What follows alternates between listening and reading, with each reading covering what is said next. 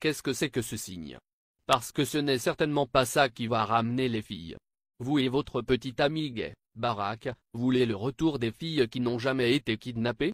Parce que tout ce cirque, et toutes ces personnalités du showbiz tenant ce signe stupide n'est qu'un canular. Bon, ok, ramenez nos filles. Alors maintenant que va-t-il se passer? Les terroristes vont le voir et dire, oh non, oh merde, ramenez-les, oh putain, il faut les rendre, ils ont le signe. Oh mon Dieu, c'est Michelle Obama, vite ramenez les filles. C'est tout simplement ridicule. Mais comment ces imbéciles ont-ils fait pour enlever les filles? Donc, comment ont-ils fait? Ils ont mis 300 filles dans un bus? Boko Haram déclare avoir enlevé 300 filles en seulement quelques jours. Comment font-ils pour les garder pendant tout ce temps? Comment ont-ils fait pour les prendre? Dites-nous Michelle, avec quels moyens et quelle facilité, ils ont pu enlever 300 filles? Comment font-ils pour nourrir 300 personnes? Les salles de bain, les douches et tout ce dont elles ont besoin. Allô, vous m'écoutez? Expliquez-moi comment ça fonctionne? Parce que si vous êtes un terroriste musulman, vous n'avez pas les installations, et les moyens de prendre soin de 300 personnes, de les ramasser, ou de les livrer. Pour en remettre une couche, un dossier exclusif sur le net, révèle que Michelle Obama serait une transsexuelle, née dans un corps d'homme. Dans un discours, en septembre 2011, Barack Obama rend des hommages, et mentionne sa femme présente lors de cette cérémonie. Il est supposé parler de Michelle et lui, mais mentionne Michael et lui. Most of all, Admiral Mullen, Deborah. Michael and I also want to acknowledge your son Jack, who's deployed today. All of you have performed extraordinary service to our country. Vous pourriez vous dire qu'il s'agit juste d'un lapsus. La source du document lu par le président ce jour-là a été retrouvée, et c'est bien un certain Michael qui est mentionné.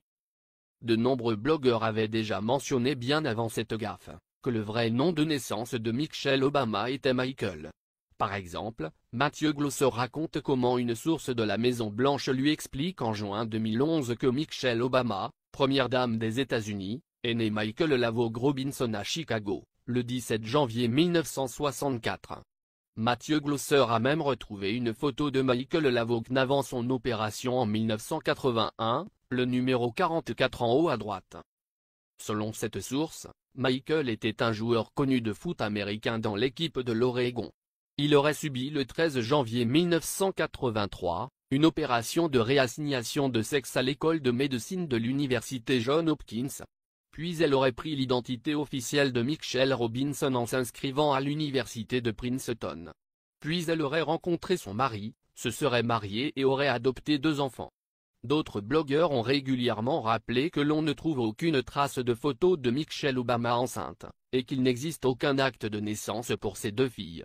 D'ailleurs, il nous a été impossible de trouver la moindre photo de la famille Obama avec leurs enfants en bas âge. Les premières photos du couple avec leurs enfants, Malia a déjà 6 ans et Natasha en a 9.